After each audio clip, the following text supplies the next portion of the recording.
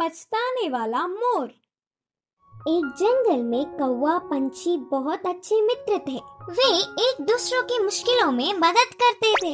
एक दिन कौवा पंछी के रहने वाले जगह पर बचाओ बचाओ मित्र बचाओ बोलते हुए कांपता एक मोर उनके पास भागते हुए आया। क्या हुआ मित्र, कहाँ से भागते आ रहे हो? इतने परेशान क्यों हो? मुझ पर शिकारी की नजर पड़ी, वह मेरे पीछे पड़ता आ रहा है तो बचने के लिए भागता हुआ रास्ता भूलकर तुम्हारे सामने आई।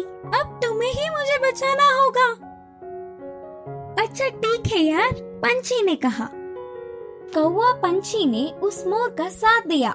फिर से वापस जाने के लिए रास्ता भूलने के कारण कौवा पंछी के साथ वहीं रहते हुए मोर अच्छी मित्र बन गई। उनकी मित्रता कुछ दिन अच्छा था। कौवा पंछी के बीच के मित्रता ना सह पाते हुए मोर जलने लगी। किसी भी तरह कौवा पंछी को अलग करना चाहती थी। एक दिन कौवा भोजन के लिए बाहर जाने के समय पर मोर ने पंछी से कहा, मित्र तुम कौवे से इतना ज्यादा मित्रता बढ़ाकर बहुत ही नजदीक रह रहे हो। क्या तुमने उसकी बदसूरती कभी नहीं देखी? उसे देख सब चिढ़ जाते हैं। तुम्हारा उससे दूर रहने में ही भलाई है। मैं जो कहनी चाहती थी वो कह चुकी, बाकी तुम्हारी मर्जी। वह सुनकर अचानक चौंकने वाला पंछी मोर से कहा, हाँ सच्ची, मैंने इतने दिनों से कौवे के बारे में सोचने की कोशिश भी नहीं की।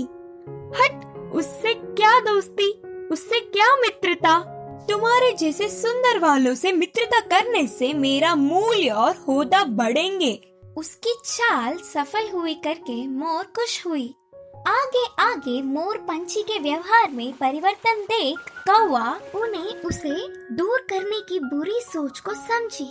एक दिन, मित्रों, मेरी वजह से तुम्हें तकलीफ हो रहा होगा, इसीलिए इधर के पास में ही एक घोंसला बनाया। मैं वहाँ जाकर रहूंगा। चलता हूँ करके कौवा उदास होकर कहा। वह अपने आप जा रहा है करके बोलने पर मन ही मन बहुत खुश होकर, अच्छा अब तुम्हारी मर्जी मित्र, मोर और पंछी ने कहा। मोर और पंछी कौवे का भला टली करके खुशी मनाने लगे। ऐसे समय बीतता गया।